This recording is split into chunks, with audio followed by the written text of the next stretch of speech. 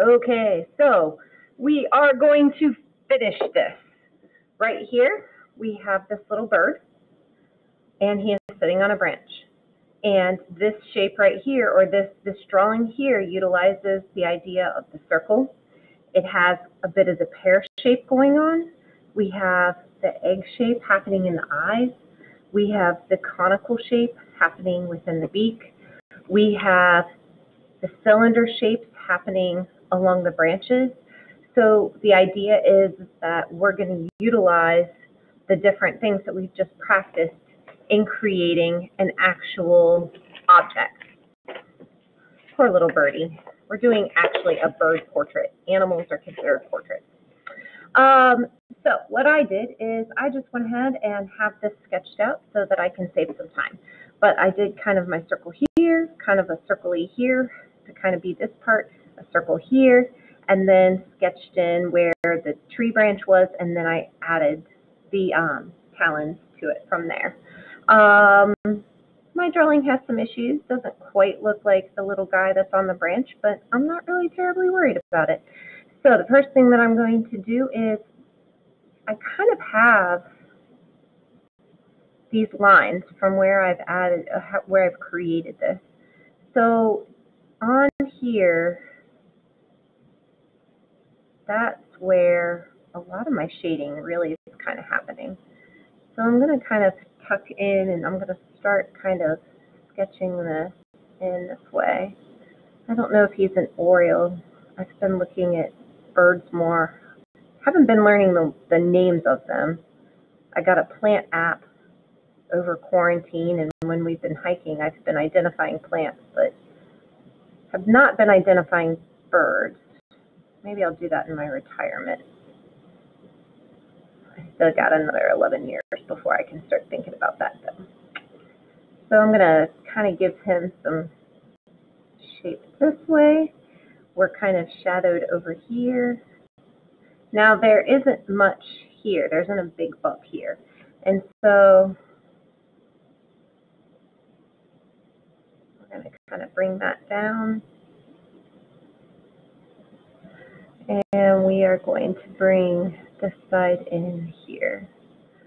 I imagine that this coloration, or the light, not the coloration, is happening kind of along here. And the direction that we're looking at him, you can't see his wings. I'll make him a little bit rounder here. Little fat fluffy birds make me very happy. So I'm going to build in some of my value here. I will tell you this, I've had a number of kids who are just tickled by the end of this packet because, boom, they've drawn a bird and it looks like a bird. Like we were talking in the last video, you know, there's just something about looking at artwork. It just kind of teaches you a lot. And I'm going to venture to say the kids that are really, really good at drawing have looked at a lot of art. They've looked at a lot of things they're interested in. So for some of you, you know, it might be that you're really interested in anime. And so you're really good at drawing anime, but maybe, you know, you just haven't seen a lot of other art, so you don't really know where to start. So if you really, really like a particular animal, let's say you really love a horse, rather than maybe starting with an actual photo of an actual horse, start with a photo, or start with a drawing of horse. Look up actual drawings of horses and see if that teaches you something different. So I laid in his eye and left his little shiny spot. We talked about that when we were doing portraits. And he's real dark around his eye there. But not only is he really dark, but it's not really an outline. It is an area where this is more shadowed. And then that little area around his eye here even has a little bit of a tone to it too. So it's not like screaming white. It's not like the whites of our eyes anyway. We're going to give him a bit of an outline there.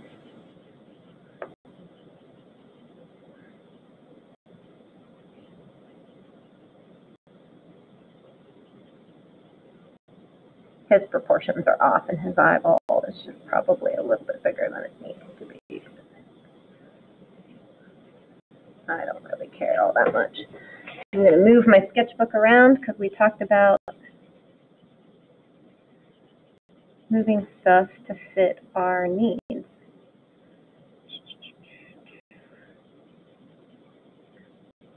Laying in kind of a dark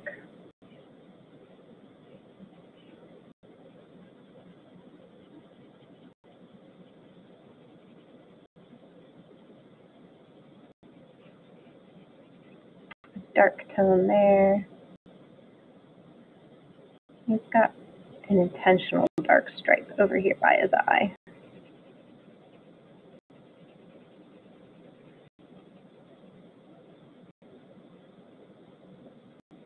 So if you know what kind of bird this is, I would love to know.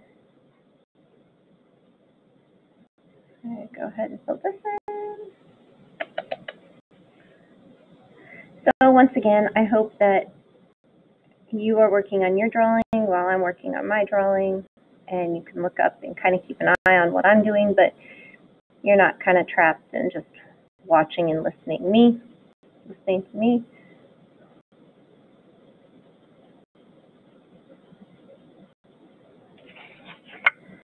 And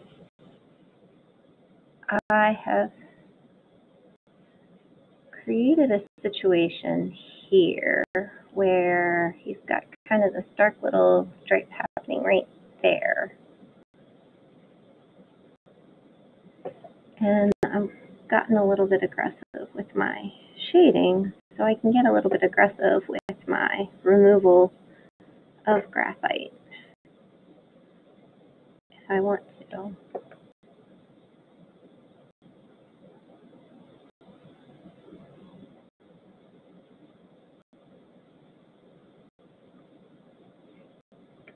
I can bring this over a little bit more.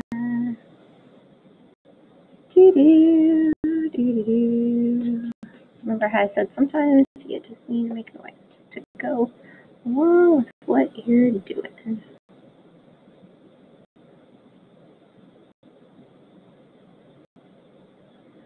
And if you look at my pinky, I'm kind of indicating right where I'm drawing, because I lose track sometimes of what I'm doing and where I'm going. And it just kind of helps keep me focused. I am going back and forth, looking at what I'm drawing and my picture that I'm drawing. That is how you learn how to draw with realism. It's just being able to make that hand-eye connection and then practicing that hand-eye connection. And every time you draw something, you'll begin to notice something different. I'm going to actually bring this up here, and I'm going to fix his beak here. His beak's a little wonky. And little birds like this, their top beak is a little bit taller. Their bottom beak, it's like they have a little overbite beak. And actually, the scientific reason for that is that it allows them to crack seeds easier. It gives them the beak shape. Nature being the awesomeness it is. If you don't remember animal adaptations, everything has a purpose. There's a reason why everything is shaped the way everything is, to allow this animal to maximize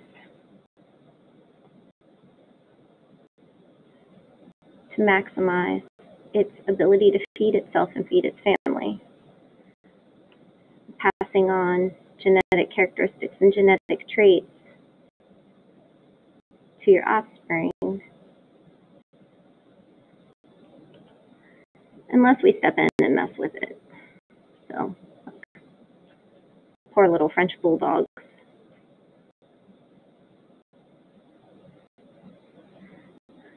They were created by humans for human pleasure. I say this because my mom has French bulldogs, and she breeds French bulldogs, and her poor little dogs are just a hot mess. So if you have a French bulldog, I apologize. I'm not trying to be terribly mean, I guess, but those are not animals that were created in nature. Those were animals created by humans.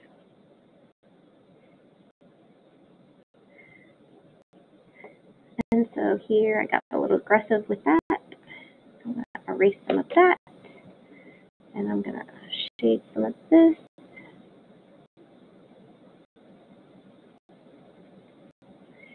And I hope you can tell I drew this, and in drawing it, you know, things were off a little bit. And so I'm correcting them as I go along. And I still kind of am not sure that it's exactly where I want it to be, but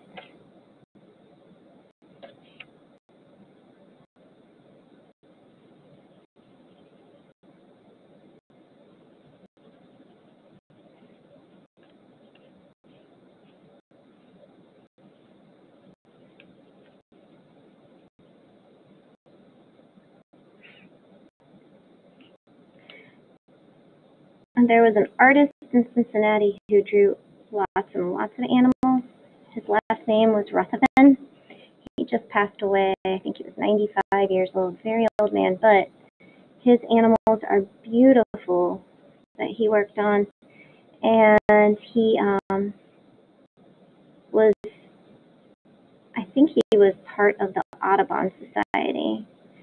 And if you have heard of John James Audubon, his art form or his artwork is animals, and he documented all of the North American birds back in 1800s, 1700s, before a lot of species. We've lost a lot of species to just human encroachment of their lands. And so Ruthven was kind of took over, and he was a premier local artist. He was from Cincinnati, and we have a lot of pretty famous artists from our area, world famous. But if you like animals, if you appreciate, you know, if this is something you have enjoyed doing, and you're like, hey, dude, I want to draw some more animals, he's an artist to look at. If you're a person who really, really likes graphic design and you like those style animals, Charlie Harper was another local artist who did animals. Both of them, there was a retro,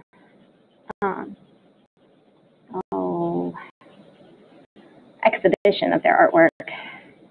There's a fancy art term for it, and it slipped to my mind at the moment. At the Cincinnati Museum Center, of all places.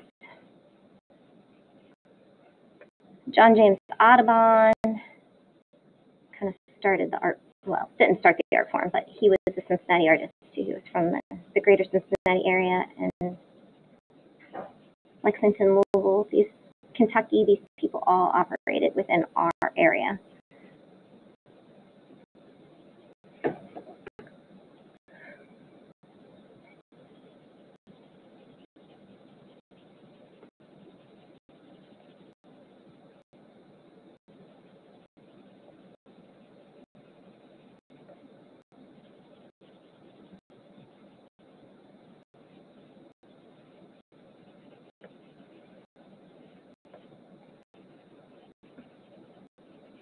So down here, very shadowed.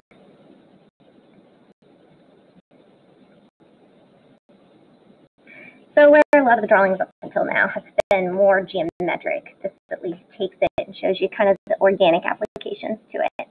We will be doing some of these again, not this guy in particular, but we'll be doing similar drawings to this before we get started on our portraits. And the packet that I have for that takes you through each of the facial features and gives you a feel for how they actually work before you apply them to the portrait that you're going to do. And it's just really getting into the habit and learning how to create what you're going to create. Now, I'm handling his little talons really hard. I'm drawing, pressing pretty hard on my pencil. I want these to pop out a little bit, but I'm also trying to change the texture of them. If you think about a bird's feathers, you know, they're really insanely soft. If you've ever had the opportunity to touch a bird, they're so soft, it's almost like it's like you can't even feel them, they're so soft. And their beaks are real shiny and real hard, so that's a very, very different kind of texture. And their talons are very much actually reptilian.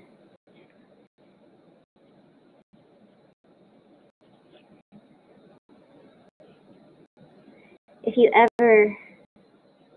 you're interested in animals, an animal that's really fascinating to get really up close to, and it's unnerving, are parrots. They have eyes that when you draw them, it's like if you ignore the rest of the bird that you're drawing, it's like you're drawing a lizard or a snake. They have that dark pupil, and usually like it's set inside of gold eyes or yellow eyes. And eyelids themselves are scaly. And you can definitely tell what those birds evolved from. Or maybe what the lizards evolved from. I don't know. I gotta go back and look at my science there. I'm gonna kind of leave him a little bit cross-hatchy over here. I'm gonna do some blending, but like that's real. That looks like I did it too fast, and it's a little chunky looking. It's not. It doesn't look intentional. It looks fast and rushed. But sometimes those style lines can be used, and they don't look rushed. So this claw is out. I'm going to kind of give it a little shade, and then the highlight's going to be on the top of the claw.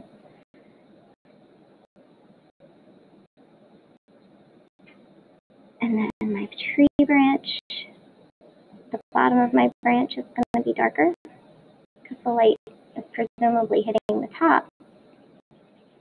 But the light's kind of coming this direction, so it might be a little shadowy. And it's going to be a little shadowy under here because my bird is going to cast a little bit of a shadow on it. So we're going to be shadowed under here, be shadowed under here. Now you can be an amazing drawer, but if you forget the details, so like you're doing an amazing portrait of somebody and then you half-ass the neck, or you have to do something else, it takes away, it distracts from the overall quality of the piece. So sometimes a really good artist can be determined by the quality of the details around the actual piece. So we're going to do a little bit of blending. Like I said, I kind of want to leave some of these lines because they start to kind of have the feeling of feathers. So I don't want to super, it's not like I have a ball this time, but I do have the idea of a sphere.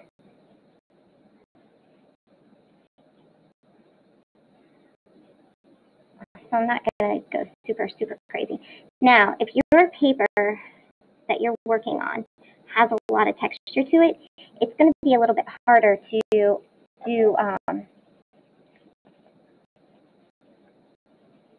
blend. The blending might not be as smooth as mine is. My paper, this paper is almost like copy paper smooth. So, you know, if you can't quite get this, that's totally okay.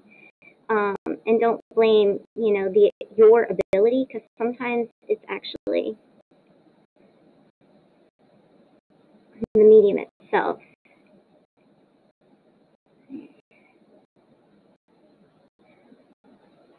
So we're using that pencil or that eraser to draw with, and we're drawing the lights now.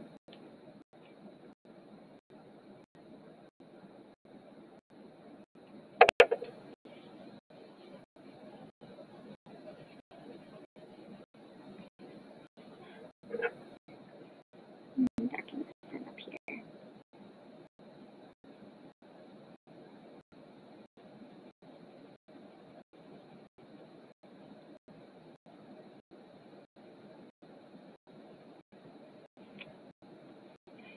I'm going to take some of this off the top here.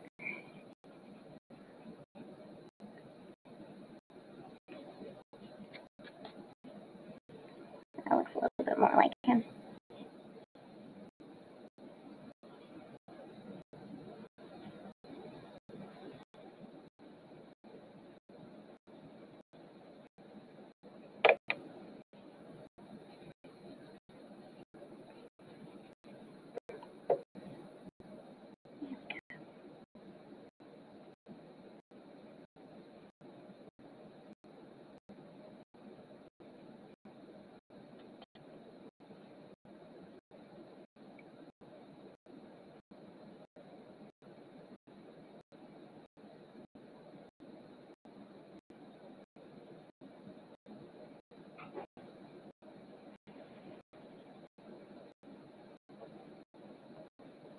I'm trying to use those lines to kind of find the form.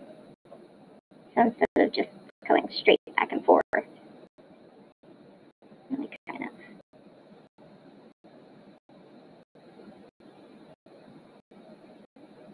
curving around.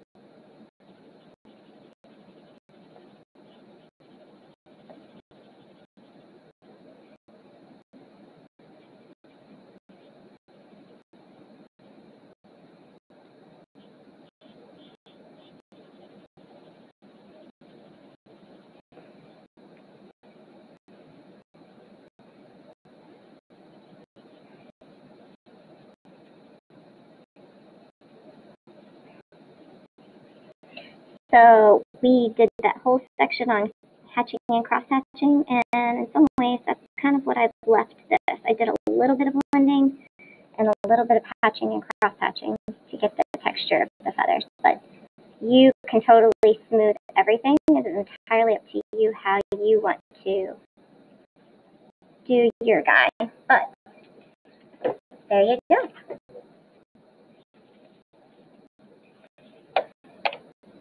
Hope you had fun with this. Hope you've learned something new, and your project will be released as soon as I've given you a good amount of time to complete these sketches. Work hard on these. These are the foundational skills that will help you build your repertoire. That will convince your family, oh, wait a minute, my kid can draw. Wow, I always thought they weren't artistic. It's always funny when people discover you can draw. And you totally can. Have a good day.